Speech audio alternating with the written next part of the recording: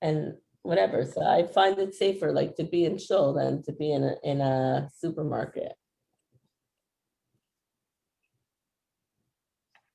I'm very fortunate. I have an outside minion across the street. Oh, that's nice. Oh, the Zalmanovs all winter, right through the whole year. They've been doing it. It's amazing. Canadian horror. They have tents with heaters in the tents, and it's been amazing. Beautiful.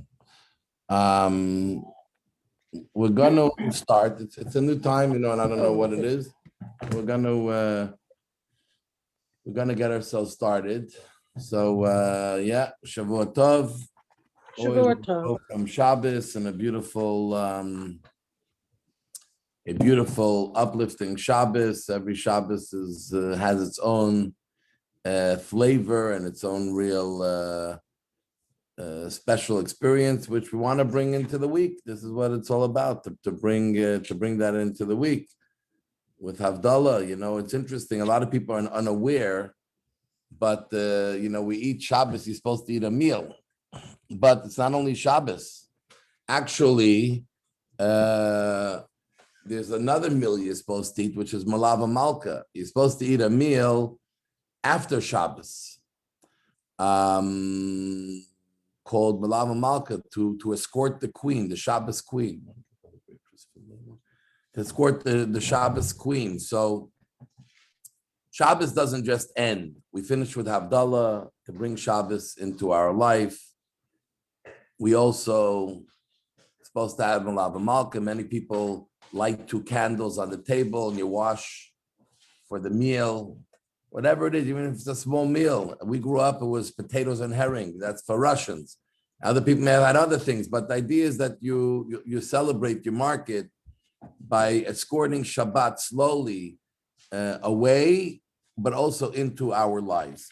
So this is what it's all about, and it's very, very beautiful. So we will start the Havdallah.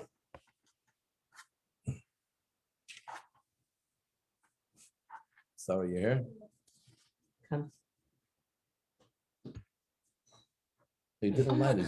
So stupid. Just lighting the candle. It's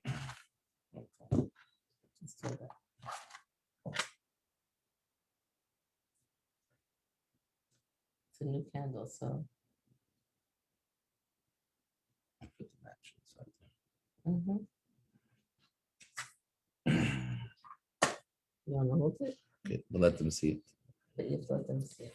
Hine yal Yeshua siyevtach v'lo yevchad ki yaziv zimras yo Adonai v'yehi li Yeshua Ushiyaftem mayim besason mi mayne ha Yeshua ladoyna ha Yeshua alamcha b'yirchasecha sela Adonai tzevay simanu mizgavlanu leYaakov sela Adonai tzevay ashrei adam v'teyach bach Adonai Yoshia HaMelech Yaneinu v'yoim ekareinu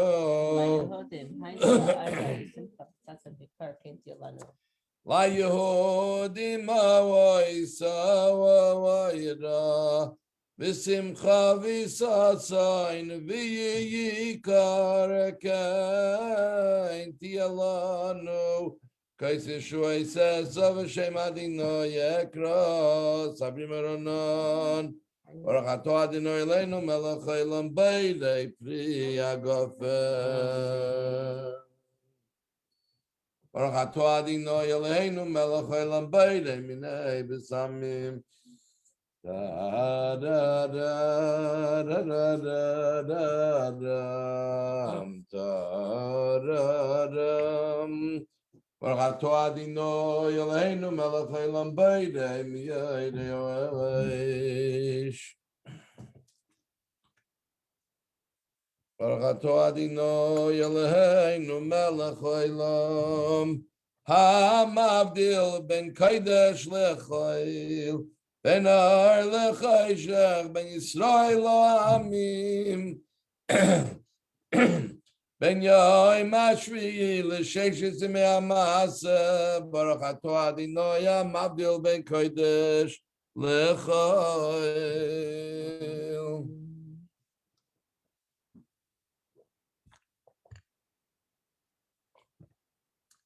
Now take the candle, put it out with the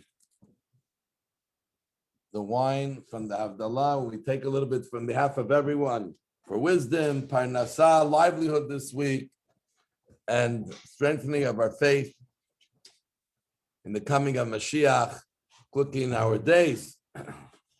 We're going to say a bracha achrona after the drinking of the wine, and then we'll share our weekly inspirational story. Baruch atah Adonai melech haolam. Ala gefen val priya gefen al tuvis hasad of leret chem et hevach ha-brishis v'chad la v'sein lachem et yavis v'em et tova. Lachem no nolenu Yisrael ha-mecha v'yishrayim and echa v'atzim mishkan kodecha v'alav v'dechecha v'alei chalecha. V'nei Yishrayim and echa v'meinu v'meinu v'leinu t'chaz v'chein v'avdecha v'dusha v'tara.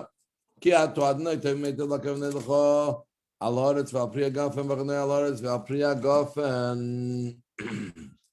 So, as we always share a story, usually connected with a tzaddik, a great righteous person, often a miracle, and to help sort of lead us into the week, that even though we're leaving Shabbos, but we are praying and hoping that Hashem will lead us during the week with great miracles. Every moment of our life is a miracle. Life itself is a miracle, but open miracles that we can see Hashem's presence in our life as it is. Come sit. Yeah, well, So the story I want to share is connected with the Alter Rebbe, the first Chabad Rebbe. And the story goes back in times of the Alter Rebbe, 200 plus years ago. And it took place in Vilna. Vilna was then part of, the city of Vilna was then part of the Russian Empire. And there was a big Jewish community that lived in Vilna. And whenever a Jewish guest would come by into any one of the shows or into the community, they quickly would try to help find for the guest a place where you can eat, and possibly a place to sleep. And many of the well-to-do Balabatim, people who lived in Vilna, were always coming to shul at night and looking for someone to take home, especially when it came for Shabbos. Who could have a Shabbos table without guests? God willing, soon we should all be able to have guests around our table for Shabbos. And so it was in Vilna on a very big scale. And a fellow comes to the shul in the middle of the day. And the shamish, the sexton, the one who's looking and taking care of the shul, the minute someone walked into the shul, he sized them up very quickly. It's a pauper. This is someone who's traveling for this reason, for that reason. And quickly, he would go over to the person and try to see what his needs were. Well, does he need a room and board? Does he need a place to eat? Does he need something else? And one day, in the middle of the day, a fellow comes into shul, dressed very well, dressed like a merchant, like a business person, sits down, starts studying some piece of Talmud. And he looked at him and he was a little surprised, because usually the merchants were busy all day doing business. And at night they would come to shul, the visiting ones, to come to study a little, to pray. What's a merchant doing in shul in the middle of the day? But he left him alone. And then the merchant took out some food and ate some food that he brought with him. So he really attracted the attention of the shamish, and he goes over to him and he says, Shalom Aleichem, welcome to town. Could we help you with room and board? You need a place to sleep. You need a place to eat. He says, no. He says, thank God I have food with me. It was Thursday night. I have food with me. And to sleep is not a problem, because I would be happy to sleep. Like those days, many of the shuls had a little room on the side where you can, with some benches, people used to sleep. I'm fine. Anyways, that night, Thursday night, comes one of the wealthy members of the community, and he tells the Shamish, "Nu, any guests from me for Shabbos?" The Shamish says, "There's only one guy who came in today, and he doesn't want to be a guest by anyone. He's very satisfied here." So he says, "Who is this fellow?" And he shows him. So he goes over to the fellow and he welcomes him, and he says, "I hear that you don't want to go to anyone's house, but I'm pleading with you. I love to have guests in my home. How can you be Shabbos without a guest?" And the truth is, how can you spend Shabbos alone? Don't you want to be at a Shabbos table with the family? And help me do a mitzvah. And he convinced him. So he said, "I'll come to your house for Shabbos." Anyways, 3 Shabbos meals. He comes with him to his house. The host is very happy because this fellow is a learned man. They get into discussions of Talmud and deep subjects and Torah learning, and it's a pleasure. But the guests noticed one thing. Every time it came at the end of the meal, it was a nice, beautiful meal, plenty of food and nice company. But the host, at some point towards the end of the meal, they give a big knecht, like a big sigh, like something is bothering him. And the guests saw it, the Friday night meal, Shabbos afternoon, Shalosh Shudas, the late meal, he invited again for Lava Malka, the meal after Shabbos. So after Shabbos, he turns to his host and he says, "I see something is bothering you. You're sighing a lot. What's going on in your life? Maybe I can be of help." And the host, saw that this man is a respected man. He's knowledgeable. He's well put together. So he told him that, yes, there is something bothering me. You see, my partner and I, we supply things to the Russian government for the army, different types of materials and kitchenware, etc. And they are accusing us of doing a crime of stealing from the raw materials that they're giving us, a crime that carries with it an incredible long prison sentence, and maybe even worse. And we don't know what to do. We are at a loss what to do. It seems like they're bent on putting us into prison. Our lawyers don't have much hope. We don't know what to do. So the guest said, I am a follower of Chabad, of the Alter Rebbe, the Reb Shneir Zalman. And he's a miracle worker. Many people go to him and he's helped a lot of people. Why don't you go travel to him and ask him for a blessing? So Vilna was mostly the Lithuanian band, those who were opposed to Hasidim, didn't believe in Rebbes. So they weren't sure, it's not the way our parents grew up. It's not the way everyone in the community is. We're not going to run to a Rebbe to travel for a few days to get a blessing. It's not our thing. But they didn't want to write it off. So they went to one of the community leaders, Mayor Rafals, who was a well-respected community leader, and they told him and his partner said what the guest told them, and they want to know what he thinks. So Rab Meir Rafal, to their surprise, who had just experienced a miracle that the Alter Rebbe had done to help a woman whose husband ran away, so he was impressed by the Alter Rebbe's foresight and how he was able to help her find her husband that ran away, that he was impressed with the Alter Rebbe. He wasn't fully bought over to become a follower. He was impressed with the Alter Rebbe, and he thought, let me test him again. Let me see if he really is a miracle worker. He can make things happen. So he told them, I think it's a good idea. Go to the Rebbe. Anyways, they packed their bags and they traveled to the Alter Rebbe several days. They come, they ask for Yechidus, a private audience, and they get their private audience. They come into the Rebbe and they cry to the Rebbe their terrible predicament and what's going on. They spend 20 minutes going through everything. So the Alter Rebbe listens to them very carefully. And after they finished, the Alter Rebbe says, by the way, it looks like both of you, besides being in business, know how to study Talmud, right? They said, yeah, sure, we study every day.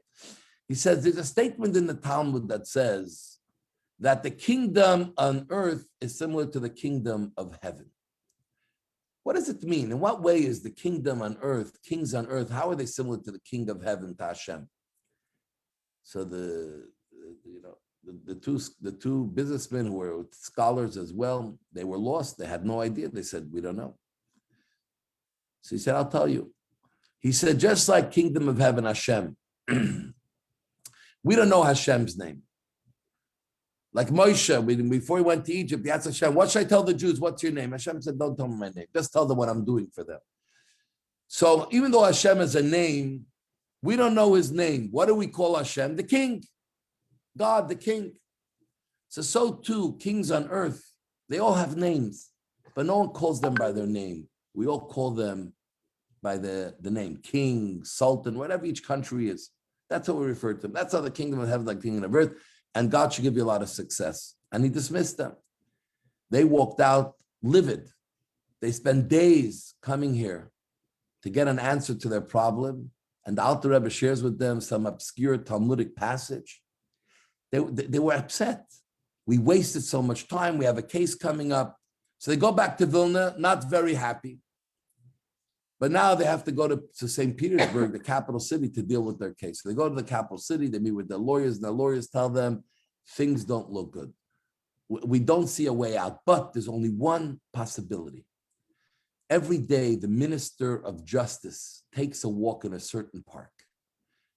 Try to get into that park and make a personal plea to the minister of justice and let him see that you're really innocent. Let him meet you and he'll see from your words that you're innocent. And that's the only chance you have, because if we go to court, it's over. So they find the park. They know the time he goes to visit. They bribe the guard. They go into the park and they walk towards the path where people take strolls, nobility and the people in the government. And they see someone coming with a wagon. They say, this must be the minister of justice. This is the time he travels. So they lay in the ground before the wagon, so the wagon can't go. So the minister sends this guy out, what's going on? So they say, we must talk to the minister. So they go back with the driver to the minister, and they start pleading their case. Minister, we're innocent. We didn't do anything wrong. It's like a lynching against us, and the people may be inside stole, and they're going on and on. So the minister is listening to them, and he says, I think you're looking for the minister of justice. I am the minister of education. I can't help you. I'm sorry. Maybe the minister of justice didn't come into work today. So they felt so bad. This was their opportunity and they missed it. Okay, maybe tomorrow we'll try. Meanwhile, the minister of education kept riding on. As they were walking back to the entrance, all of a sudden they see someone's chasing them. So they see the minister of justice, one of his aides, are chasing them. So he catches up to these two businessmen. He says, by the way, the minister of justice the minister of education would like to talk to you. Do you have a moment? They said, sure. They go back. So the minister of education said, I'll tell you something. I study. You look like you're well-read, knowledgeable. I study your Torah. I study the Bible. I study the Talmud. And actually, many people here in the government, intellectuals, study the Talmud. And actually, the Tsar was sitting with a few of us the other day, and he said he heard a piece of Talmud that he doesn't know what it means, and he really wants to know what it means. And he asked us, maybe you can help me. So they said, sure, tell us. So they said, there's a statement in the Talmud, the minister said. And by the way, the minister said, if you help me, I promise you, I'll talk directly to the Tsar and we'll take care of your problem. So he said, the Tsar asked the question, the Talmud, there's a statement that the kingdom on earth is like the kingdom of heaven. And the Tsar doesn't understand what it means. In what way is there a correlation between the kingdom on earth and the kingdom of heaven of God? What way they correlate? They're listening to this question. And all of a sudden, they remember when they were sitting a month or 2 months before by the Alter Rebbe in his private study. And the Alter Rebbe explained to them this piece of Talmud. So he said, it's very simple. And they gave the explanation of the Alter Rebbe. And they told him, it's incredible. It's not a simple piece of Talmud, but we were by a great rabbi a month and a half ago, 2 months ago, and he explained it to us, and this is the answer. And the Minister of Education was so taken by the answer, he said, wow, that's an incredible thing, that they're both not called by their name, they're called by a title, king. He said, the Tsar is going to love it, and I'm going to make sure that your case is going to be dropped. And one day I hope to visit this rabbi as well, to glean more wisdom from him. And that's exactly what happened. This minister took care of their case, it was dropped, And they came back to Vilna and they met Rameh Rifals and he said, "Knew what happened?" So they told him the whole story. He said, the Alter Rebbe did it once with this woman who was stuck. Her husband ran away. He did it with you guys, and he became a full follower of the Alter Rebbe. So this is when we have emunah. You go to a Rebbe, a tzaddik, you have emunah that something will happen, and then you don't understand. But what's going on? He's talking to me about a piece of Talmud when I have my own. That's what emunah is. Our faith is that we don't always understand how the pieces come together, but we have faith that it will. That if we believe in Hashem and in a tzaddik, it will work. So when we go into our week, it doesn't always have to make sense, but we have to have faith in Hashem. If we have faith, He'll make everything work for us. We should have a beautiful week, a blessed week, a week full of happiness, a week full of success, a week full of togetherness and strength, health above all. And this week, Wednesday, we're going to hear a lot about faith. And this week, Wednesday, Dina is correct, this week, Wednesday, when we have our journey around the Jewish world, we're going to meet the couple who lead Chabad in the Jewish community in Venice. And some of you may have been there, and hundreds of thousands of Jews that spend Shabbos and other times there. You'll really hear faith on a daily basis. Very inspiring. So we'll finish with the song we usually finish. Eliyahu Hanavi, Eliyahu Hatishbi, Eliyahu, Eliyahu Agiladi B'meira Yavay Eleinu Mashiach ben David B'meira Yavay Eleinu Mashiach ben David Mashiach ben David. Shavua Tov, everyone. Shavua Shalom. Shavua Tov. Sharon, Shavua Tov, Eli and Lillian, Bracha, Shalom. So good to see you, Adam and Vittorio and Emmanuel. It's so beautiful to see the family and welcome. And we should only have beautiful things, lots of bracha and beautiful things. Amen. Thank you for letting us join in to start off our week on a very positive note. Amen. And thank you for helping us start our week in a special Thank you. Be well. Stay well. Bye. Shavua Tov, everyone. Shavua Tov. Good to go.